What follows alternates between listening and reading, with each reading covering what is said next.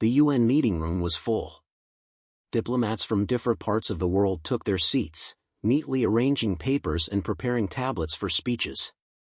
The atmosphere was tense, the topic of discussion was global security and international cooperation, and everyone knew that the leaders' words would be of great importance today. The President of the United Nations took the podium. Good afternoon, distinguished delegates. Today we will discuss topical issues of international security and exchange views on global politics. Mr. Trump will be the first to speak. Trump confidently approached the microphone. His gestures were energetic, his voice loud and clear. Thank you, Mr. Chairman. Colleagues, I would like to emphasize that stability throughout the world is impossible without clear cooperation between countries. We must take steps that strengthen trust, and this is especially important in the economic and military spheres. The delegates listened to him attentively. The cameras recorded every movement. Trump continued. I propose a specific action plan that will allow countries to cooperate effectively, minimizing the risks of conflict. This plan is based on transparency, information exchange, and joint exercises. When Trump finished, the audience burst into light applause. Several delegations nodded approvingly. The chairman gave the floor to the following speaker, Putin.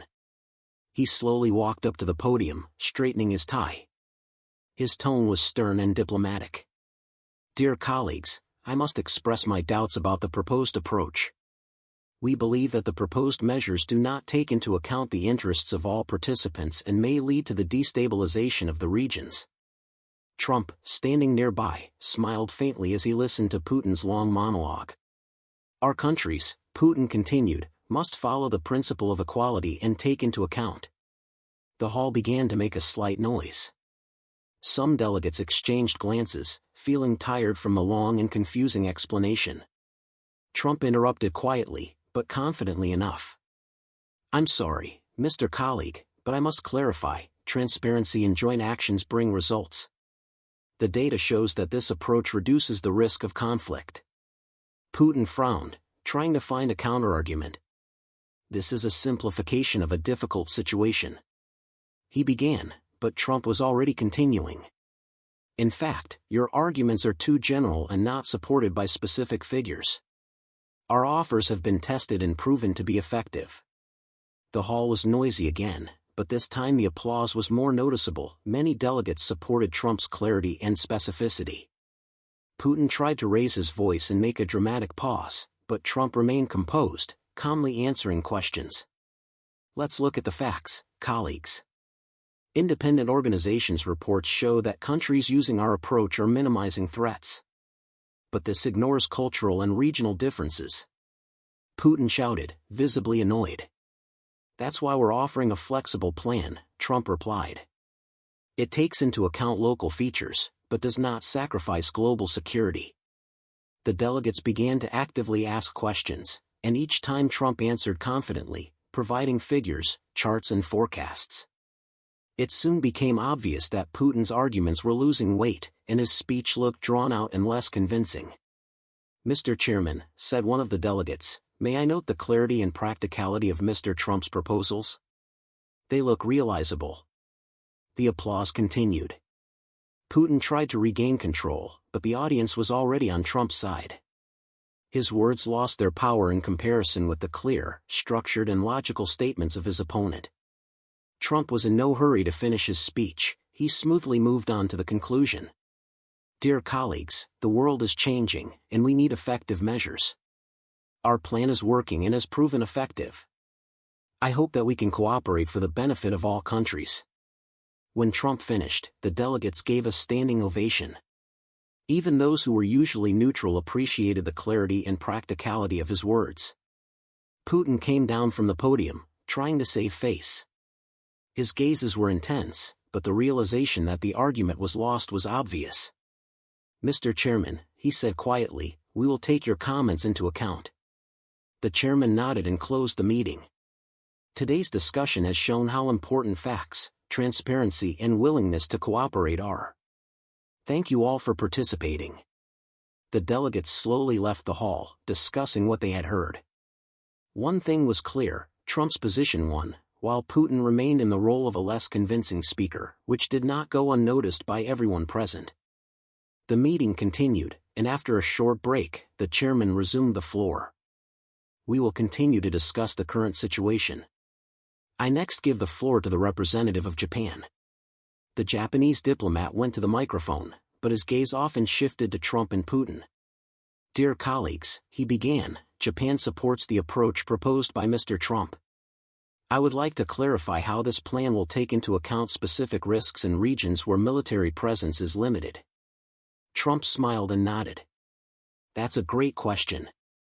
Our plan provides for a flexible model for each region. In areas with a limited presence, we offer enhanced cooperation through joint exercises and intelligence sharing, which minimizes risks. Putin frowned.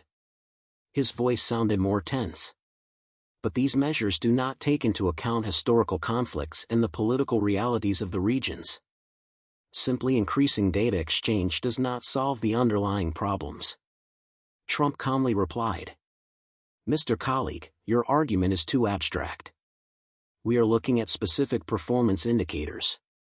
For example, over the past 3 years, the countries that have applied our proposed measures have reduced the number of incidents by almost 40%. The delegates started making noise again, the numbers had done their job. Even Putin's allies began to look at each other, and one of the delegates quietly whispered to a neighbor. It seems that this approach really works. The chairman made a sign, giving the floor to the delegate from Germany.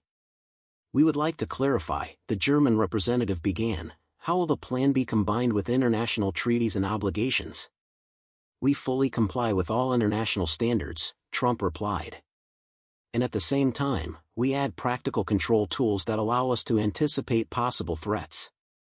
It looks convincing, one of the delegates intervened, but isn't it too dependent on the resources of the largest countries? Trump nodded. That is why we propose a model of cooperation where each country participates according to its strength, but with common standards. This allows even small states to be effective participants in the process. Putin took a breath and tried to interrupt again. But you are ignoring national interests and sovereignty.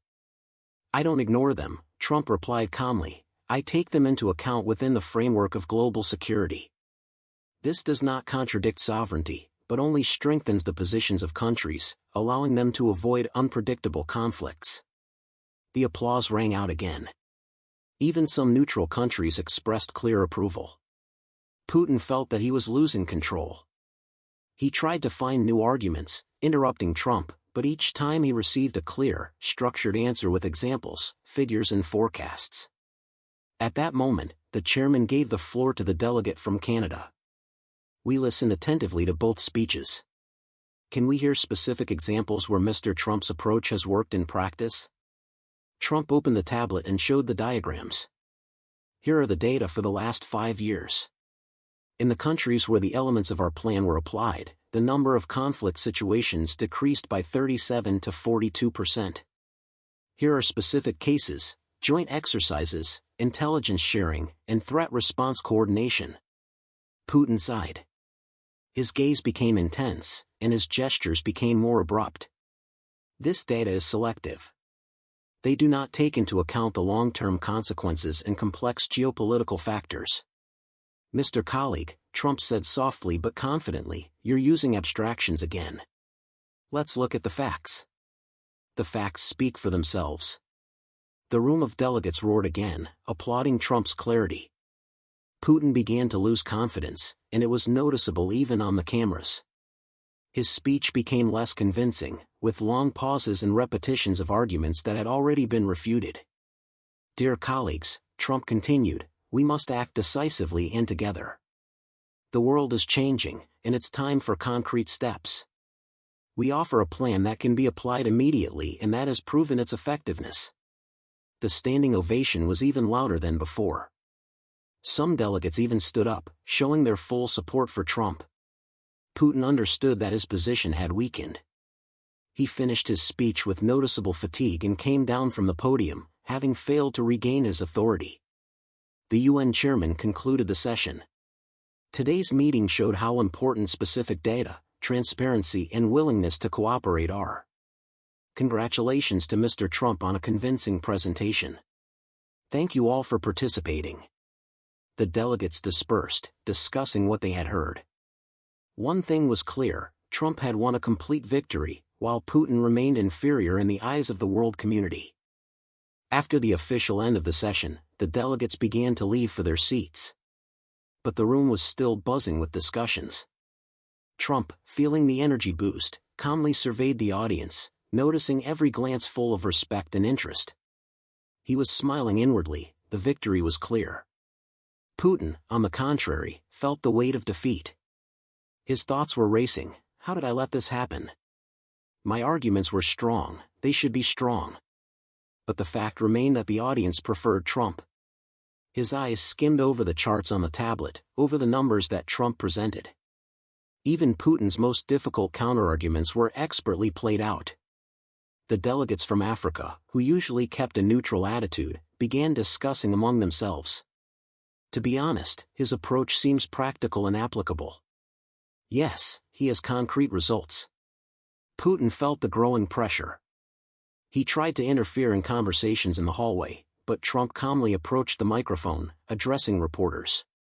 We see that cooperation works when all countries are involved and act on the basis of facts.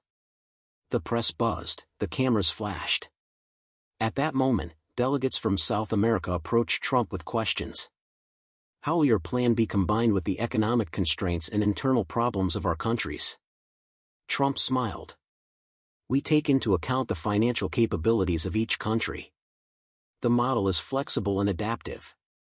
Even with limited resources, countries will be able to implement basic measures that produce real results.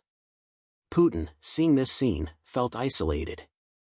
His attempts to insert his remarks about sovereignty sounded weaker. He understood that the world had already heard concrete data and examples, and his abstract threats were losing weight. Meanwhile, a delegate from the Middle East came to the microphone. Mr. Trump, how will you ensure security in unstable regions without violating international treaties? We are offering a step-by-step strategy, Trump replied, starting with diplomatic initiatives and joint programs. If the situation requires it, we involve international organizations for monitoring. Everything is legal and transparent. Putin looked at his watch. Every time he tried to interrupt, Trump responded calmly, citing facts, figures, and cases. The audience applauded Trump's every argument. Putin's inner thoughts. I tried to show strength, but it seems that this approach really works. My words sound empty. The whole room seems to be on Trump's side. We need to do something. Trump was thinking. The main thing is calmness and structure. I know that the numbers will convince. Too much emotion is dangerous. All we need here is a result. As the session continued, the chairman gave the floor to the representative of India. We want to understand how Trump's proposed plan will take into account the long-term environmental and social impacts. The plan has been adapted so that each country can introduce its own additional measures, Trump explained. We propose universal principles, but the local implementation depends on the country. Putin tried to interfere. But this approach can cause tension in certain regions.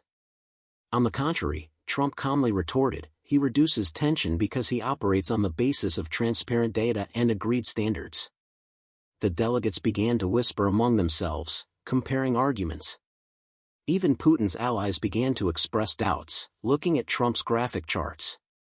The chairman gave the floor to the representative of France. How flexible is your plan to change with new threats? Very flexible, Trump replied, showing the diagrams. We offer a dynamic model that can be adjusted in real time without loss of efficiency. Putin felt despair. His voice became louder, but no longer convincing. But you ignore the cultural and historical features of the regions. Trump smiled again, calmly. I take them into account, Mr. Colleague. That is why the plan assumes local adaptation, but based on objective data and agreed standards. The applause started again, longer this time. The press recorded Trump's victory. Putin realized that his position had finally weakened. At that moment, a delegate from Africa came to the microphone. It is important for us to see the real consequences on the ground. Can you provide a case study where the plan has already shown results? Of course, Trump opened the tablet and showed new data. Here's a report on a 40% decrease in the number of conflict situations in 3 years. This is a concrete result, not a theory. Putin felt all his attempts at argument crumble. His gaze swept across the room. The delegates no longer hid their support for Trump. The session has come to an end. The chairman thanked everyone for their participation. Today's meeting showed how important specific data, clarity of arguments and willingness to cooperate are. We see strong support for Mr. Trump's plan. Putin left the room feeling defeated. His authority was weakened, and even his closest allies understood that at this stage he had lost. Trump, on the other hand, calmly communicated with the press, /. The main lesson of today is that facts are more important than words. Concrete actions are more important than threats. The world has seen that cooperation brings results. The hall was crowded. Business noise, camera clicks, and the quiet discussions of the delegates all created a sense of intense energy. The chairman raised the microphone. Dear colleagues, I am opening a session on global security and economic cooperation. Today we will hear the arguments of the world's leading leaders. First, Vladimir Putin was given the floor. He stood up and confidently surveyed the room. We must act based on national interests, maintain sovereignty and caution. Any changes require an analysis of possible risks and a long-term strategy. Putin spoke slowly, emphasizing each word. But even in the first sentences, it became noticeable that the delegates were listening, but not enthusiastic. Trump, sitting in the front row, smiled slightly as he studied each graphic on his tablet. Dear colleagues, Putin continued, if we ignore traditional approaches, we risk losing control of key processes. At that moment, Trump stood up. His movement was confident, calm. The cameras instantly focused on him. Thank you, Mr. Chairman, Trump began. I respect the opinion of all the leaders. But the world is changing, and the old methods no longer work. We need to look at concrete results, not just words. The hall became noisy, and the delegates began to discuss among themselves. Even Putin's closest allies exchanged surprised glances. Conversations on the sidelines. After Putin's speeches, some delegates quietly discussed what they had heard. He speaks